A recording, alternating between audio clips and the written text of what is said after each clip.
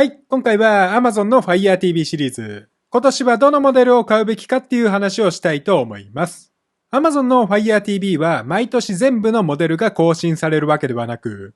毎シーズン外れのモデルがあるというのは去年も一昨年も先一昨年もお伝えした通り、今年は Fire TV Stick 4K セレクトという格安な 4K モデルが新しく登場しており、上位モデルの Fire TV Stick 4K と 4K Max、キューブは更新されないまま、4K が 4K プラスへと名称変更。というわけで今から1年間はこの5つのモデルで勝負するわけです。で、結論を最初に言ってしまえば、来年の2026年末に新しいモデルが出るまでは、2年前に発売された 4K プラス、もしくは 4K Max を選ぶべきです。去年に引き続き、今年も最新モデルが買ってはいけないモデルであり、HD、4K セレクト、4K プラスと世代表記もなくなったのでより複雑。HD は5年前のモデルから進化せず、4K セレクトは新 OS で対応アプリも大幅に減ってしまっていますからね。正直、ここ3、4年で買い替えをしている人なら買い替える必要も薄い。その理由について今回は深掘っていきたいと思います。はい、まず最初に今回の動画の内容についてさっくりとまとめておきました。まず現行モデルの Fire TV がどれなのかっていう話ですね。今年は4モデルもあった Fire TV をさらに5モデルに増やすというイレギュラーパターン。Fire TV Stick だけでも4つのモデルがあり、Fire TV Cube もあるわけで、どれが高性能なのかってのもよくわからなくなっちゃってるし、この進化していない歴史をしっかりと把握することで無駄な出費も抑えられるとも思っています。そして現在発売されている5つのモデルの違いについて、具体的なスペックの違いだけでなく、実際に使った動作スピードの違いについても検証しています。特に今年は Fire TV Select が新しく登場しており、Android ベースの Fire OS ではなく、Vega OS を採用しましたからね。OS の違いで処理や動作がどう違うのか。4K 対応って言葉では片付けられないほど別物になっちゃってましたので、このあたりを含めてしっかりと検証もしたいと思います。また、ストリーミングデバイスって Amazon だけでなく Google の Chromecast や Apple の Apple TV もあるわけで、Fire TV シリーズだけでなく他社のデバイスと比べてどうなのか、他社の新モデルは他社は値上げをしたのか、他社の動向を踏まえつつ Amazon デバイスも再評価したいと思っています。あと、Amazon デバイスってセールで安くもなっちゃうので、定価で評価するのもどうなのよってのも思ってる。セール前提の Amazon 価格だとも思っているので、セールのタイミングや過去のセールでどれぐらい安くなったのかって話もできればと思っています。まあこれはもう毎年言ってるんですけれども、Fire TV のスペックってここ数年高止まりしてるんですよね。去年は進化しないモデルを新モデルとして発売し、今年はどうなるんかなって思ってたら、お世辞にも快適とは言えない新モデルを 4K 対応ってだけで上位モデルのように販売しちゃってますからね。スペックは高止まり、世代表記もしなくなり、名称変更もしまくりなわけで、そんな中どれを選んだらよいのかって話ですね。概要欄には目次も作ってありますので、ごちゃごちゃうるせえなってところはすっ飛ばして、お好きなところから見ていっていただけると幸いです。それでは行ってみましょう。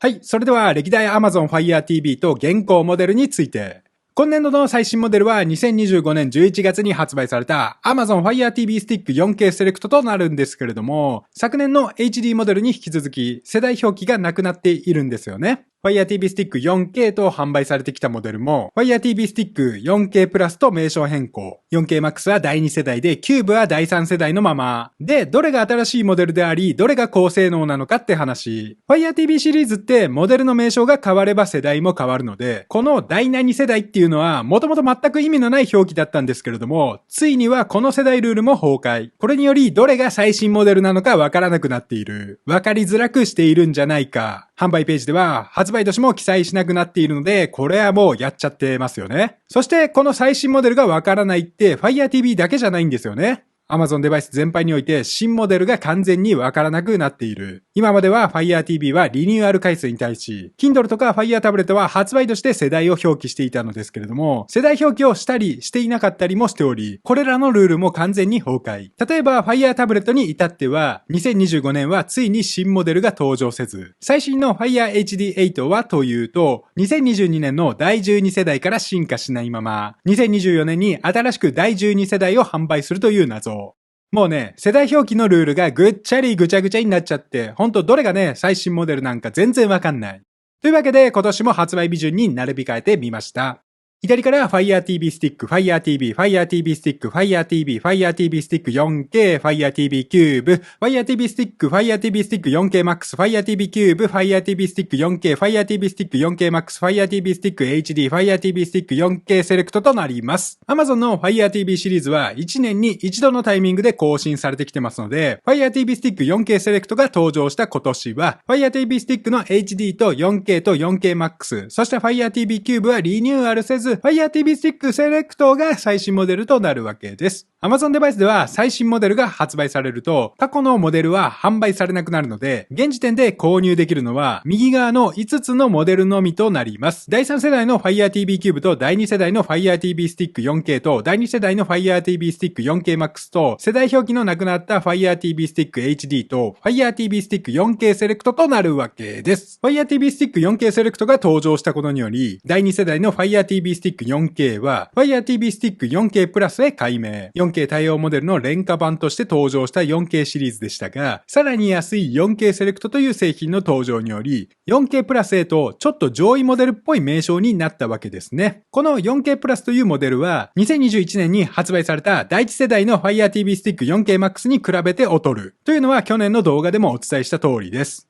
そしてさらに気をつけるべきは Fire TV Stick HD というモデル。あたかも2024年にリニューアルした新モデルのように販売開始されてますが、実は2020年に登場した Fire TV Stick 第3世代と全く同じ製品なので気をつけてください。Fire TV Stick 4K プラスは第2世代の Fire TV Stick 4K からの名称変更と明記してるんですけれども、Fire TV Stick HD は第3世代の Fire TV Stick と明記してないんですよね。不思議ですね。というわけで、ここ4年ほど Fire TV シリーズのスペックはほとんど向上しておらず、実際のところは数年かけて 4K のモデルを増やしただけ。2023年に 4K モデルが2つになり、2025年に 4K モデルが3つに増えただけなのです。そしてモデルが増えるにつれ大きく変わっているのが販売価格。2022年に Fire TV Cube が5000円の値上げをし、2023年に 4K Max を3000円値上げをし、従来の 4K Max よりも低スペックなモデルを 4K モデルとして500円値上げして発売。2024年はさらにこの2つの 4K モデルを3000円値上げをし、従来の HD モデルを2000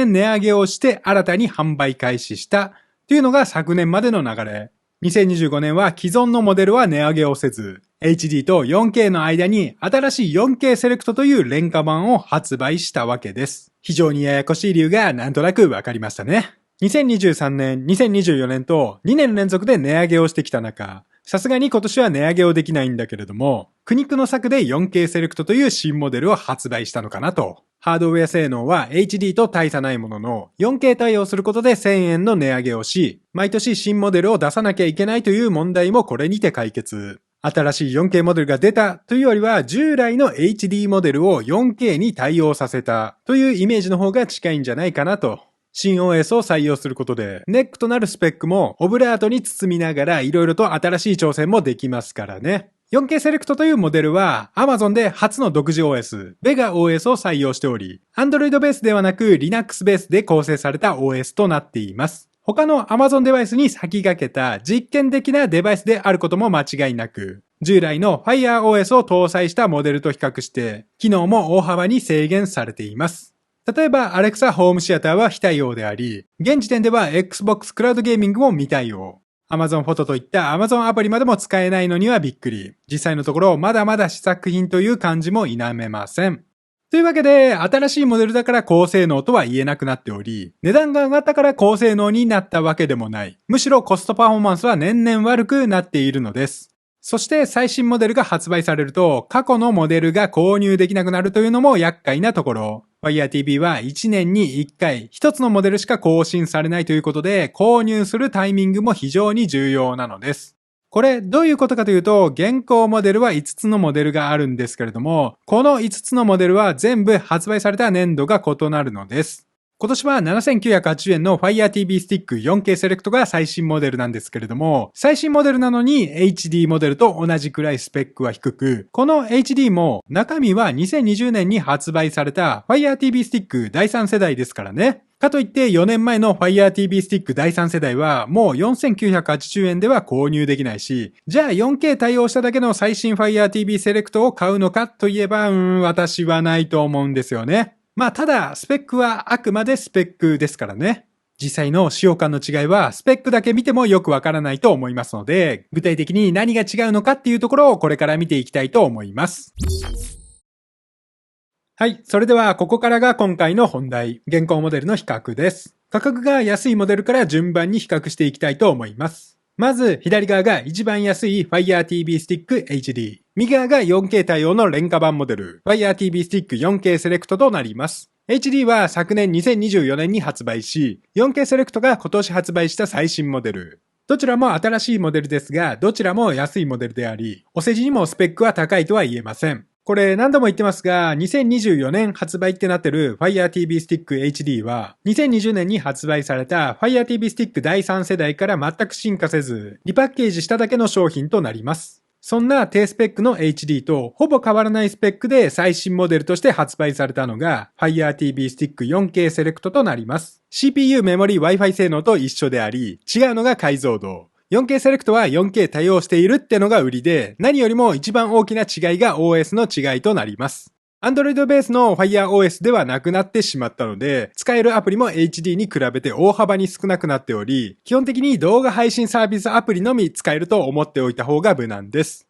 現状は Amazon フォトにも未対応。スクリーンセーバーに Amazon フォトの写真を設定するとかもできません。4K セレクトは Xbox クラウドゲーミングにも対応予定となっていますが、2025年11月末の現時点では未対応。4K に対応とは言うものの Wi-Fi 性能も Wi-Fi 5であり、メモリは 1GB とちょっと 4K 再生するためには心もとないスペックであり、HDR 規格の Dolby Vision やサラウンディオーディオの Dolby Atmos にも未対応ってのもちょっと理解に苦しむところですね。あと、Alexa ホームシアターにも非対応となってしまったので、エコーを外部スピーカーとして使うこともできなくなってしまいました。今年は Echo.Max や Echo Studio もリニューアルとなりましたが、これらも新しい Fire TV Stick 4K Select では使えないってこと。4K 再生こそできるけど、動画視聴デバイスとしては不完全なところが多く、Vega OS を採用したことにより、動画視聴以外にも使いづらくなってしまっている気がしました。はい、続いて外観の違い。左側が Fire TV Stick HD、右側が Fire TV Stick 4K Select となります。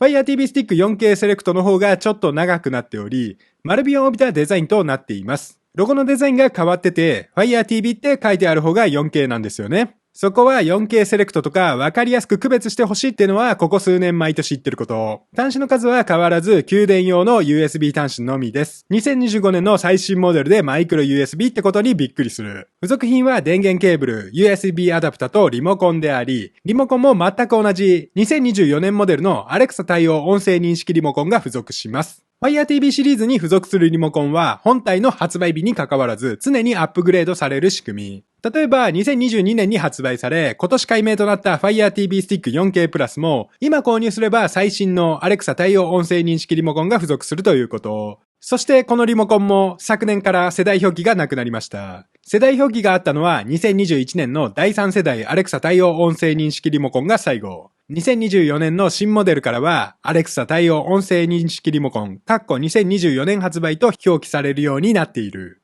何にせよ世代表記はやめるってことですね。はい。というわけで Fire TV Stick HD と 4K セレクトの違いは解像度の違いってだけでなくてオペレーションシステムという根本的な部分の違いが大きいということ。そして 4K デバイスとしてもちょっと微妙だと思いました。4K 対応なのにメモリ Wi-Fi 性能は向上しておらず、Dolby Vision や Dolby Atmos にも未対応。高画質ってのは解像度だけで決まるわけでもないし、映像云々の話を抜きにしても劣化している部分があるわけです。まあとはいえ、もっさりとした HD よりもサクサク動けば良いって人もいるでしょう。実際のところ、この OS の違いでどれぐらい動作スピードが速くなったのか、快適に使えるようになったのかって気になりますよね。というわけで続いて検証していきたいと思います。公平を期すため、Fire TV Stick HD は初期化して、両モデルとも最新ソフトウェアにアップデート。出力するディスプレイも全く同じ 4K HDR 対応のディスプレイで検証しています。左側が Fire TV Stick HD、右側が Fire TV Stick 4K セレクトとなります。まず、同時にコンセントに電源を挿して、起動の速度から、今これ4倍速で再生しているんですけれども、起動の時点では 4K セレクトの方がだいぶ速いのがわかります。続いてカーソルの移動速度。使ってるとわかるんですけれども、HD モデルの方はものすごくカクついており、カーソルを合わせて映像が映し出されるまでの時間もだいぶタイムラグがあります。続いてアプリの起動速度。同時にボタンを押してアプリを起動してチェック。Amazon プライムビデオでは HD よりも 4K セレクトの方が明らかに早かったんですけれども、動画を再生してみると再生されるまでの時間は大して変わらず、スクロールとかの速度も同じくらいで、そもそも OS 自体が違ってアプリも違うので、この辺のところは何とも言えないですね。続いて Netflix。HD はめちゃくちゃ遅いけど、Fire TV セレクトもなかなか遅い。続いて TVer。どちらも遅いけど、セレクトはさらに遅いし、なんかバグってフリーズすることもありました。YouTube、DAZN、Disney+、Unext とかも起動してみましたけど、とりあえず Fire TV Stick 4K セレクトは起動するものの、最適化されていないのか、フリーズしたのかってくらいに遅くなることも多かったです。あとこれ検証していて気づいたんですけれども、Fire TV Stick 4K セレクトの方は不要なアニメーションをカットして処理速度を上げているようでした。高スペックになったわけではなく、なるべく負荷がかからないようにして動作を早く見せてるってことですね。Fire TV Select が速いと感じたのは電源を入れた時の起動速度と Amazon プライムビデオの起動時間ぐらいですね。他は HD と比べて同じくらいか、むしろ遅くなることも多かったです。この辺のところはアップデートで多少は改善する可能性はありますが、ハードウェア性能が低いので限界があると思っているし、アプリを提供する側がこのマイナーな Vega OS にそこまで力を入れるのかってのもある。そもそも Fire TV Select が対応しているアプリがめちゃめちゃ少ないですからね。検証する以前に比較するために使えるアプリがなさすぎてびっくりしました。例えば通信速度を測定するにも専用アプリがないので、仕方なくシルクブラウザで通信速度を計測してみたのですけど、同じ Wi-Fi 5なのに計測結果が異なってしまうという。同じ結果になるように色々と頑張ったんだけど、なんか通信速度も 4K セレクトだけ異様に遅いんですよね。はい。というわけで、スペックを見る限り、大差ないように見える Fire TV Stick HD と Fire TV Stick 4K セレクトですが、実際に使ってみると、処理スピード云々以前に使わない方が良いと思いました。Amazon 独自の Vega OS を採用しているため、使えるアプリがほとんどなく、従来の Fire TV のような使い方がそもそもできません。4K 動画を再生したいってだけの理由で 4K セレクトを選んでしまうと大変であり、かといって HD もものすごく低スペックなモデルなので、とりあえず 4K で使いたい人も、そうじゃない人も、車で使う人も、この2つのモデルだけは避けた方が良いとも思いました。Fire TV Stick HD をやめた方が良いってのは去年も言ってることなので、それと比べて 4K セレクトはさらに微妙なので、何せよ 4K セレクトだけは避けた方が良いんじゃないかなと思いました。はい、続いて最新の Fire TV Stick 4K セレクトと2023年に発売された第2世代の Fire TV Stick 4K の違いについて。第2世代の Fire TV Stick 4K は 4K セレクトの登場により Fire TV Stick 4K プラスとなったわけで、廉価版 4K セレクトと格上げとなった 4K プラスでは何が違うのか、4K モデル同士でどれぐらい差があるのかって話ですね。この2つのモデルをスペック比較してみると、CPU は一緒で 4K セレクトのメモリが 1GB に対し 4K プラスは 2GB と向上しており、同じ 4K 対応でも 4K プラスの方は HDR 規格のドルビービジョンまで対応。サラウンドオーディオのドルビーアトモスにもしっかりと対応しています。4K プラスは今まで通り Fire OS なので、対応アプリも非常に多いし、Alexa ホームシアターにも対応。ARC や Wi-Fi 6対応となっているのも大きな違いです。ARC って何なのかっていうと、Alexa ホームシアターを設定した際に、エコーのスピーカーをテレビのスピーカーとして使うことができるというもの。Fire TV はエコーとワイヤレスで連携させることが可能であり、Amazon のエコーシリーズは音質のコストパフォーマンスも高い。例えば、エコー .max やエコースタジオを使えば、テレビから出るすべての音を簡単に高音質にできるのです。あと、細かいところでは、Amazon Fire TV Stick 4K プラスの方は、リングドアベルといったカメラのピクチャーインピクチャー表示にも対応しています。ピクチャーインピクチャー表示できるのはいいんですけれども、このリングっていうカメラ自体がちょっと微妙なんですよね。私にはちょっと使いこなせなかったんで、特に重要じゃない機能だと思っています。続いて外観と付属品の違い。Fire TV Stick 4K セレクトは Fire TV Stick 4K プラスと全く同じ形状となっています。ほんと見分けがつかないくらい全く一緒です。もちろんマイクロ USB。4K セレクトも 4K プラスも Fire TV としか記載されてないんですよ。比較しながらどれがどれだかわからなくなるのも毎年恒例。付属品も全く同じです。はい。というわけで Fire TV Stick 4K セレクトと 4K プラスの違いは、機能も大きく違いますが、メモリや Wi-Fi 性能といった処理速度にも違いがあるということ。2000円ほど値段が上がってどれぐらい処理スピードに差が出るのか。続いて実際の動作スピードの違いを検証してみたいと思います。まず同時にコンセントを挿して起動の速度から。これも4倍速で再生してるんですけれども、起動の時点では 4K セレクトの方がちょっと早いですね。続いてカーソルの移動速度ですね。同時にボタンを長押ししてカーソルの移動速度を比較しようとしてるんですけれども、左側がかなりもたついてる感じ、お分かりになりますでしょうか？続いてアプリの起動速度。同時にボタンを押してアプリを起動しているんですけれども、左側の 4K セレクトはやっぱり遅いですね。ボタンを押してから反応するまでもワンテンポ遅いし、動画を読み込む時間もちょっと遅いです。これ TVer なんですけれども、再生をしてからちょっと待ちすぎですね。プライムビデオは同じくらいなんですけれども、他のアプリは非常に遅いですね。この辺は HD モデルと比較した時点で分かってはいたんですけれども、やっぱり Fire TV Stick 4K セレクトは遅いです。YouTube、Netflix、Unext、Disney+、TVer と色々と試しましたけど、やっぱり遅いですね。遅いのは否めない。あと、4K 対応ということで、4K 表示されるまでの速度とかも検証したかったんですけれども、最新のプライムビデオアプリでは、現在の画質の詳細が確認できなくなったので断念。例年では Amazon フォトの表示速度とか、インターネットの通信速度とかも比較してるんですけれども、アプリが未対応というのは先ほど申し上げた通り。Fire TV Stick 4K プラスは Wi-Fi 6対応だから通信速度も速くなるのでしょうけど、我が家は Wi-Fi 5でも 300Mbps から 400Mbps ぐらいは出ますからね。4K セレクトは Wi-Fi 性能以前に何らかの問題もある気もしました。はい。というわけで、スペックを見る限りだと処理スピードにそこまで違いがないように思えるこの2つのモデルなんですけれども、実際に使ってみると体感できる以上の違いがありました。4K セレクトは最新モデルなのに5年前から進化してないのは明らかであり、7980円という価格もちょっと厳しい。HD とか 4K とかそういう話以前に快適に使いたいなら2000円払ってでも 4K プラスにした方が良いです。何にせよ使えるアプリの数も全然違いますからね。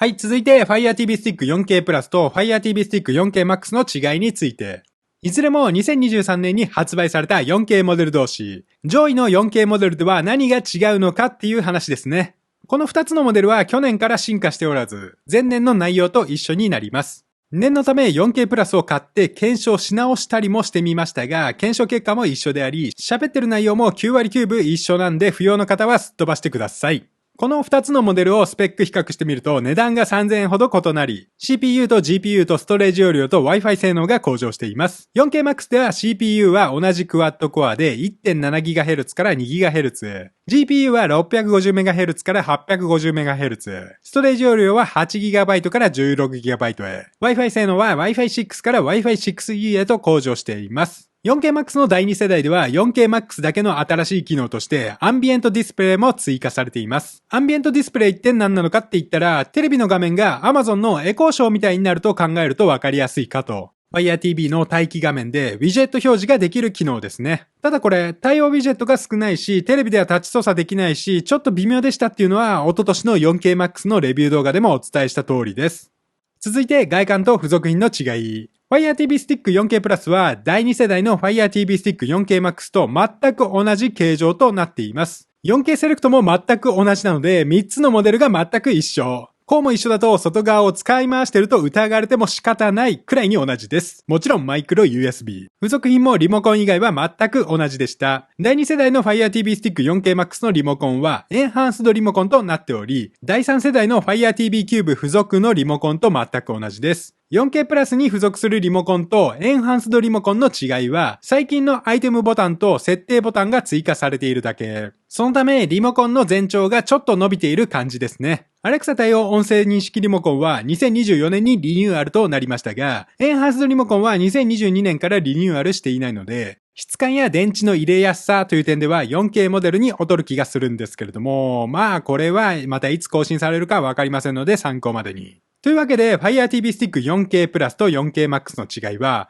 主に処理スペックの部分が違いますよっていう話でした。アンビエントディスプレイっていう機能の差はあるんですけれども、結局のところ処理スペックの差に尽きるんですよね。3000円ほど値上がってどれぐらい処理スピードに差が出てくるのか。続いて実際の動作スピードの違いを検証してみたいと思います。左側が Fire TV Stick 4K プラス、右側が Fire TV Stick 4K Max となります。まずは同時にコンセントに電源を挿して起動の速度から、微妙に右側の 4K Max の方が速いかな程度の差ですね。続いてカーソルの移動速度。こちらもどうでしょう。言われてみれば違うかな程度ですね。4K Max の方が微妙に速いような気がしないでもない。続いてアプリの起動速度。まずはプライムビデオから。スクロール速度や動画が再生されるまでの時間は大差ないですね。先ほどと同じく Unext、Netflix、TVer、YouTube で比較してるんですけれども、ほぼほぼ僅差で違いはわからないですね。稀に右側の 4K Max の方が早いかなぐらいの話です。先ほど 4K セレクトと 4K プラスでは大きな差があった TVer なんですけれども、4K プラスと 4K Max ではほとんど差がないんですよね。何回も繰り返してなんとか差が出るように頑張ってみたんですけれども、やっぱり差が出ないというのが現実でした。Amazon フォトの動作スピードもやはり変わらないです。4K も 4K Max も滑らかに画像表示されています。画像を選択してからの表示速度も速いんで、あんまり違いはわからないですね。第2世代の 4K Max ではメモリの容量が 8GB から 16GB に増量したということで、ゲームのようなちょっと容量の大きいアプリも入れられるようになっています。GPU スペックの比較をしようと思って 4K プラスの方にもゲームアプリを入れてみたんですけれども、これはまあストレージ容量が足らなくてゲーム起動できなかったって話ですね。ゲーム起動という点で比較するなら、2024年に対応となったクラウドゲーミング、Xbox クラウドゲーミングの起動速度、スクロール速度、ゲームプレイにおいてはどちらもあんまり変わらないなという印象。ゲームを変え、時間帯を変え、いろいろとプレイしてみましたけども、どちらも快適にプレイできてしまい、びっくりしたのが正直なところ。まあ、クラウドゲーミングは通信環境による影響の方が大きいとも思っています。というわけで最後にインターネットの通信速度の比較へ。第2世代の 4K Max では Wi-Fi 性能も Wi-Fi 6から Wi-Fi 6E に向上していますが、通信速度は正直変わらないですね。我が家の Wi-Fi 7を使って 6GHz 帯で検証してみたりもしたのですが、むしろ同じルーターでも 6GHz 帯の方が遅いという結果、ルーターもすぐ近くに置いているので電波強度も高いんですけどね。先ほどの HD モデルと同じく 300Mbps から 400Mbps 前後出ていました。ストリーミングゲーミングも 100Mbps ぐらいあれば十分快適にプレイできますからね。賃貸の集合住宅で 10Gbps が使える光回線って稀だとも思うし、我が家も最大 1Gbps のプランを契約しているので、この辺が限界値。一般家庭の Wi-Fi 環境としてご容赦いただけると幸いです。まあ少なくとも Wi-Fi 6E ってだけで通信速度は上がるわけではないので、勘違いしないように気をつけてください。はい。というわけで 4K プラスから 4K Max で CPU、GPU、ストレージ容量、Wi-Fi 性能と微妙に進化はしているんですけれども、どれも微妙な進化であり、動作スピードに影響するほどの違いはないっていうことです。3000円の差額を考えると、ちょっと物足りない気はするのですけど、HD と 4K セレクトで2000円の差があることを考えると、あえて 4K Max を選ぶ価値は十分あるとも思いました。続いて Fire TV Stick 4K Max と Fire TV Cube を比較していきたいと思います。こちらも前年に引き続き変わりませんので、不要な方はストッパーしてください。Fire TV Stick 4K Max が 12,980 円に対し、Fire TV Cube は 19,980 円の約 1.5 倍の価格差となっています。スペックも大きく違うんですけれども、一番の違いは Fire TV Cube はスマートスピーカー内蔵モデルだということ。これによりハンズフリー音声操作も可能となっています。リモコンがなくても Fire TV を操作できるっていうのもあるんですけれども、Amazon のスマートスピーカー、Echo と同じようなことができるって考えた方がわかりやすいかと。スペックも CPU がクワッドコアからオクタコアへと向上しており、処理速度という点では Fire TV Cube の方が上な気がするんですけれども、GPU 性能は 4K Max の方が上であり、Wi-Fi も 4K Max の方が新しい世代の Wi-Fi 6E に対応しています。この辺のスペックがどう関わってくるのかっていうのは、あーだこーだ言っててもわからないので、後ほどしっかりと検証したいと思います。続いて外観と付属品の違いについて。Fire TV Cube は Fire TV Stick に比べてできることが多いので、デバイス自体のサイズも全然違います。Fire TV Stick に比べるとだいぶ重くて大きいんですよね。サイズが大きいだけでなく入出力端子も増えており、HDMI 入力によるアップスケーリング機能があり、イーサネットポートも内蔵し、USB-A 端子もついています。Fire TV Cube にはビデオ通話機能があるので、ウェブカメラを USB 接続してビデオ通話もできるってことですね。Fire TV Stick とは違い、マイクロ USB 給電ではなく、専用の AC アダプタも付属しています。Fire TV Cube は HDMI 内蔵していませんので、HDMI ケーブルを接続する必要があり、HDMI ケーブルは本体に付属していませんので、4K 対応ケーブルも別で購入しなければなりません。ケーブルも一緒に購入するとなると2万円を超えちゃうわけです。付属するリモコンはどちらも同じエンハンスドリモコンが付属しています。約2万円もする Fire TV Cube なんですけれども、プロリモコンは付きませんので勘違いしないように気をつけてください。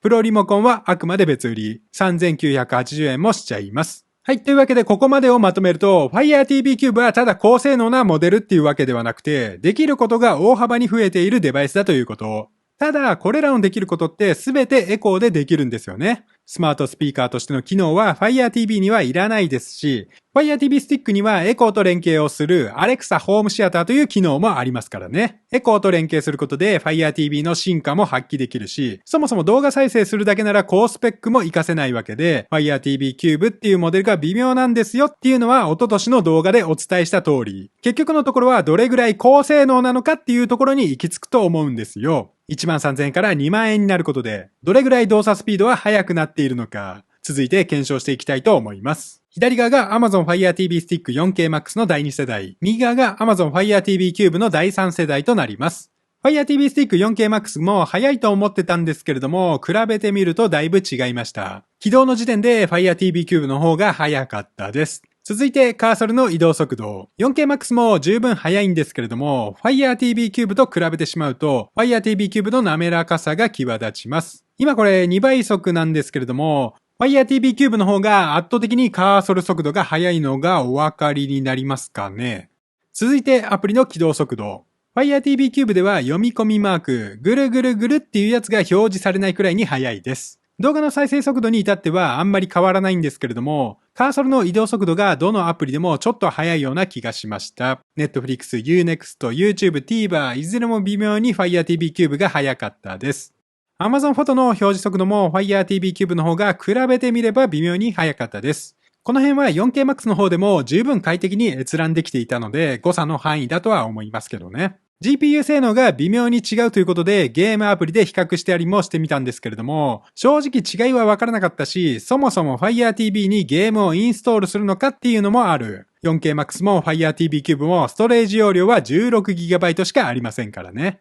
Fire TV でプレイするなら現実的なのが Xbox Cloud Gaming。こちらも起動の時点で明らかに Fire TV Cube の方がサクサクでしたが、実際のゲームプレイでの快適性や遅延となると判断は難しいところ。クラウドゲーミングって本体スペックや Wi-Fi 環境、固定回線速度だけでなく、オペレーションシステムやアプリ、プレイするゲームソフトによっても違うし、プレイする時間帯、サーバーの混み具合によっても変わってしまうので、一概には言えないんですよね。ただ、処理スペックの差は少なからず影響はあると感じています。処理詰まりって言うんですかね。これ、右上が 4K プラス、左下が 4K Max、右下がキューブなんですけれども、アプリの起動、スクロールの時点で明らかに違います。クラウドゲーミングって色々なゲームを楽しめるってのも売りなので、こういう読み込み待ちの時間も結構ストレスなんだなとも思いました。あと、Fire TV Cube は Wi-Fi の速度も速いってのも大きいかなと。Fire TV Stick 4K Max では Wi-Fi 6E に対応してるんですけれども、実際の通信速度では Wi-Fi 6の Fire TV Cube の方が速いんですよね。Cube は 2×2 のMIMOに対応しており、2つの送信アンテナと2つの受信アンテナが使えるっていう違いは大きいのではないかなと。実際 4K Max では 400Mbps ぐらいまでしか出ないんですけれども、Fire TV Cube では 400Mbps から 500Mbps ぐらいは出る感じ。ちなみに Fire TV Cube の Ethernet は 100Mbps までしか出ないので気をつけてください。Ethernet 内蔵って言っても Gigabit Ethernet には未対応なので、有線 LAN で接続するよりも無線の Wi-Fi の方が通信速度は速くなったりするのです。これは Fire TV Cube に限った話ではなく、Fire TV Stick シリーズでも同じこと。別売りの Ethernet トアダプタを購入しても通信速度は向上しませんので勘違いしないように。Xbox ゲームパスのために有線 LAN でプレイしても改善するどころかむしろ劣化する可能性もあるってこと。いずれにせよ処理スペックも Wi-Fi 性能も Fire TV Cube の方が圧倒的に上だってこと。ただ Xbox クラウドゲーミングのために2万円も出すかと言われればないでしょう。それほどの差はありませんし、私なら素直に Xbox を購入するかなとも思いました。はい、続いてライバルデバイスとの動作スピードの比較をしていきたいと思います。Amazon Fire TV Stick のライバルデバイスといえば、Google の Chromecast でしたが、2024年8月に Chromecast シリーズは生産終了となり、昨年9月に登場した Google TV ストリーマーに一本化することが決定となりました。Chromecast の販売が終了した今、高性能な Google TV ストリーマーのみとなったので、比較するとなればこちらも高性能な Fire TV Cube となるでしょう。左側が Google TV ストリーマー、右側が Amazon Fire TV Cube となります。価格は Google TV ストリーマーが16,000円で、Amazon Fire TV Cube が19,980円。Google TV ストリーマーは2024年のモデルで、対する Fire TV Cube は3年前の2022年に発売したモデル。Fire TV Cube がオクタコアに対し、Google TV ストリーマーがクワッドコアなんだけど、メモリとストレージ容量は Google TV ストリーマーの方が倍。正直スペックだけ見ても判断できないわけで、検証できる範囲で比較してみました。まず起動速度はどちらも大差なく、スクロール速度もどちらも速い。アプリごとにスクロール速度が異なるものもありますが、これは表示方法の違いによるもののような気がする。どちらもサクサク動いてるから体感できるほどの違いはないですね。Google TV ストリーマーの難点は Wi-Fi 6に未対応であり、Wi-Fi 5までの対応となっていること。通信速度を計測してみると、Wi-Fi 6で MIMO も対応のキューブの方がちょっと速い気がしました。ただ、有線 LAN の速度では Google TV ストリーマーの方は Gigabit Ethernet に対応。有線 LAN では Google TV の方が高速通信が可能となっています。はい。というわけで、処理スペックという点で微妙な差異はあるものの、どちらも高性能デバイスであることは間違いないので、ここまで来ると高性能かっていうよりも、この高性能デバイスを使って何がしたいのかって話になるんじゃないかなと、Fire TV と Google TV では全然できることも異なりますからね。Google TV は Amazon の Fire OS とはアプリも異なるわけで、例えばクラウドゲーミングでは、Fire TV が Xbox クラウドゲーミングに対し、Google TV ストリーマーが GeForce Now だったり、機能面では Fire TV はエコーとの連携によるワイヤレスホームシアターに対応しているのに対し、Google TV では Google Nest Audio と連携してホームシアターは作れません。ただ、イヤホン連携では Google TV は Pixel Buds Pro 2で空間オーディオに対応していたり、Android スマホを筆頭とする Google デバイスを使っているなら、Google TV ストリーマーの方が幸せになれる人も多いんじゃないかなと。まあ Google は低スペックな Chromecast を販売終了し、Google TV ストリーマーに一本化したのは潔いですよね。Google TV の普及により、テレビ本体がスマートテレビ化しており、スマートテレビのスペックも年々高性能になってきているので、ストリーミングデバイスというもの自体が不要となっているのも事実。キャスト機能はテレビやプロジェクターでも当たり前にできるようになってますからね。少なくとも時代遅れの製品を上位モデルとして新たに販売して値上げしたりもしないわけで、うっかり間違って買っちゃうリスクがないってのは非常に良心的だとも感じました。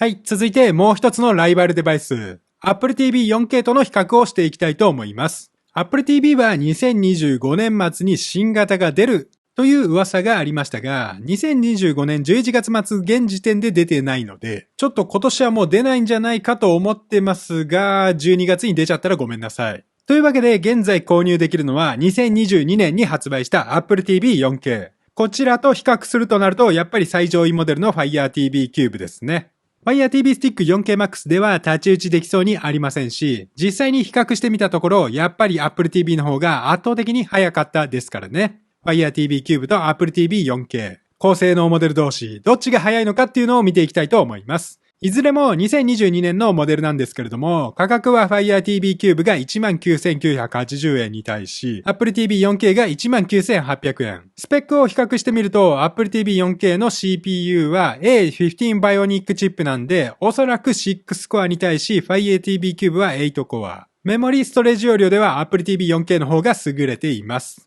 Apple TV の方は独自チップなんで一概には比較できないんですけれども、スペックをパッと見た感じでも Apple TV 4K の方が高性能で、値段がまさかの Amazon デバイスよりも安いというミラクル。この格安な Apple TV がどれぐらい速いのかっていうのを実際にスピード比較していきたいと思います。左側が Apple TV 4K の第3世代。右側が Fire TV Cube の第3世代となります。単純に動作スピードを比較してみると、Apple TV 4K の方がサクサク動く印象。Fire TV Cube も処理早いんですけれども、Apple TV 4K と比較しちゃうと Fire TV Cube の方がちょっとワンテンポ遅れてる感じがあります。先ほどの Google TV ストリーマーとも一緒に比較したりもしてみましたが、Apple TV 4K はヌルヌルでもたつく感じが一切ありません。しかも同じ動画を見ても Apple TV 4K の方がちょっと綺麗に見えるんですよね。使用するモニターやテレビによりカラーバランスの調整を自動でやってくれるのが Apple TV。ディスプレイに最適化して色味も最適化してくれる。特に HDR 対応ディスプレイほど美しさが違う気がしました。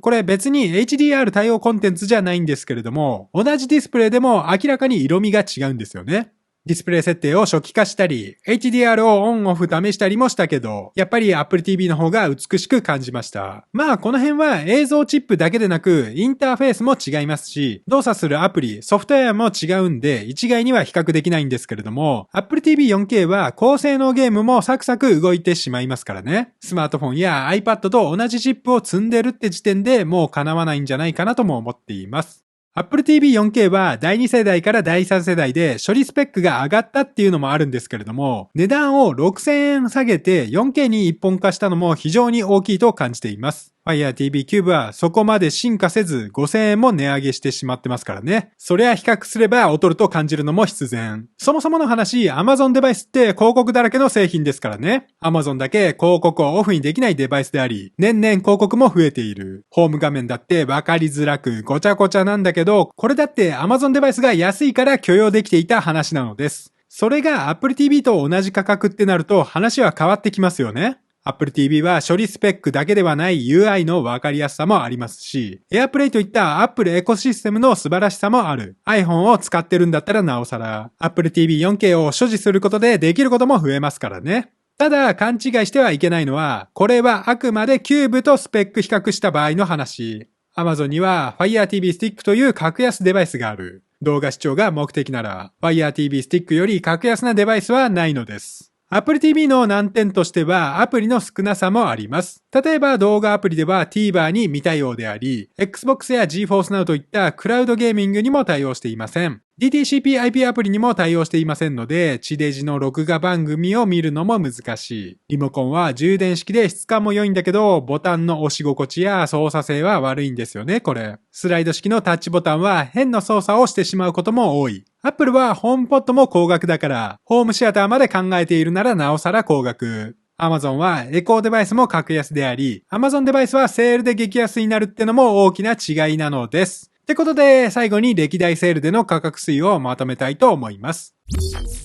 はい。それでは最後に Fire TV シリーズのセール価格について。Amazon デバイスはセールで大幅に安くなるってのはご存知の通り。価格が変われば話も全く変わっちゃいますからね。特にここ数年は Amazon で開催されるセールの数も増えており、Amazon デバイスが定期的に安くなるのが当たり前。ほぼ毎月のようにセールも行われているので、定価で Fire TV を買うって人は私ぐらいだとも思っています。というわけで、現行モデルの価格推移をまとめたい。4K と 4KMAX が発売したのが2023年10月なので、そこから2025年11月までのセール価格を置いておきます。2023年11月のブラックフライデーセールで衝撃だったのが、発売したばかりの最新モデルの Fire TV Stick 4K をいきなり 47% オフで販売したこと。しかもこれが現在までの最安値だったのです。2024年の7月に開催された Amazon プライムデーでもこれ以上は安くもなっていないし、2024年10月に値上げをしてしまった今となっては、今後これ以上安く買えることもないでしょう。今年の2025年7月に開催された Amazon プライムデーも、今開催されているブラックフライデーも、セールのオフ率は去年のブラックフライデーと全く同じであり、上位モデルは年々値上がり、オフ率も下がっている。スペックが低いモデルばかり安くなっているのです。そして先日出たばかりの Fire TV Select はいきなりの 50% オフですからね。しかも他のモデルと一緒に購入すると2000円オフにもなるっていう、どんだけこの新型を売りたいかってのもよくわかる。このキャンペーンは Fire TV Stick 4K Select と一緒に買うことで2000円オフになるんですけれども、Fire TV Stick 4K Select 1個あたりに2000円引きしてくれるので、4K セレクトを2個購入することでどんなモデルでもマイナス4000円。一番格安な HD モデルと一緒に買うことで、3個で7440円、1個あたり2500円もしないで買えてしまうという。3個もいらないんですけれども、Fire TV Stick HD の中古市場価格は3、4000円もしますからね。はい、あくまで参考までにお願いします。何にせよ Amazon セールでオフ率が高いのが昔からの大規模セール。7月のプライムデー、11月のブラックフライデー、ついでプライム感謝祭。あと横並びなのが初売り、新生活、ゴールデンウィーク、季節先取り、スマイルセールといった感じ。前年の傾向を考慮してもブラックフライデーで買っておくのが間違いない。もちろん最安値を目指す必要はないのですけど、近場でセールがあるならそのセールに合わせて買った方が良いですよね。この辺は機械損失とのバランスで価値を判断されると良いかなと。